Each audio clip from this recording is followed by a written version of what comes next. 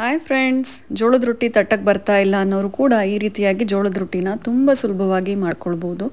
ಒಂದು ಬೌಲಲ್ಲಿ 2 ಕಪ್ಪಷ್ಟು ಜೋಳದ ಹಿಟ್ಟನ್ನು ಹಾಕ್ಕೊಳ್ಳಿ. 1 ಸ್ಪೂನಷ್ಟು ಜೀರಿಗೆ, ಸಣ್ಣಗೆ ಹೆಚ್ಚಿರುವ 1 ಕಪ್ ಈರುಳ್ಳಿ, ಅರ್ಧ ಕಪ್ಪಷ್ಟು ತೆಂಗಿನಕಾಯಿ ತುರಿ ಹಾಕ್ಕೊಳ್ಳಿ. ಅರ್ಧ ಕಪ್ ಕಟ್ ಮಾಡಿರುವ ಕೊತ್ತಂಬರಿ ಸೊಪ್ಪು, ಖಾರಕ್ಕೆ ಹಸಿಮೆಣಸಿನ್ಕಾಯಿ, ಸ್ವಲ್ಪ ಖಾರದ ಪುಡಿ, ರುಚಿಗೆ ತಕ್ಕಷ್ಟು ಉಪ್ಪು ಹಾಕ್ಕೊಂಡು ಚೆನ್ನಾಗಿ ಮಿಕ್ಸ್ ಮಾಡ್ಕೊಳ್ಳಿ. ಸ್ವಲ್ಪ ನೀರು ಹಾಕ್ಕೊಂಡು ಚೆನ್ನಾಗಿ ರೊಟ್ಟಿ ಹಿಟ್ಟು ಕಲಿಸ್ಕೊಳ್ಳಿ. ಇವಾಗ ಒಂದು 10 ನಿಮಿಷ ಬಿಟ್ಟಾದ್ಮೇಲೆ ಸ್ವಲ್ಪ ದೊಡ್ಡ ಉಂಡೆ ತಗೊಂಡು, ಒಬ್ಬಟ್ಟು ಮಾಡೋ ಶೀಟ್ ಎಲ್ಲರ ಮನೆಯಲ್ಲೂ ಇದ್ದೇ ಇರುತ್ತೆ, ಆ ಶೀಟ್ಗೆ ಸ್ವಲ್ಪ ಎಣ್ಣೆ ಹಚ್ಕೊಳ್ಳಿ. ಕೈಗೂ ಕೂಡ ಸ್ವಲ್ಪ ಎಣ್ಣೆ ಹಚ್ಕೊಂಡು ರೊಟ್ಟಿ ತಟ್ತಾ ಹೋಗಿ. ತುಂಬಾ ಸುಲಭವಾಗಿ ತೆಳ್ಳಗೆ ರೊಟ್ಟಿ ತಟ್ಕೋಬೋದು. ಇವಾಗ ಹೆಂಚು ಕಾದಿದೆ, ಅದ್ರ ಮೇಲೆ ಸ್ವಲ್ಪ ಎಣ್ಣೆ ಹಾಕಿ ಸ್ಪ್ರೆಡ್ ಮಾಡಿ ಹೋಳಿಗೆ ಶೀಟ್ ಹಾಕ್ಕೊಳ್ಳಿ. ಇವಾಗ 1 ನಿಮಿಷ ಬಿಟ್ಟಾದ್ಮೇಲೆ ಶೀಟ್ನ ತೆಗೀರಿ. ಸ್ವಲ್ಪ ಎಣ್ಣೆ ಹಾಕ್ಕೊಂಡು ಎರಡೂ ಸೈಡ್ ಚೆನ್ನಾಗಿ ಇದನ್ನು ಬೇಯಿಸ್ಕೊಳ್ಳಿ.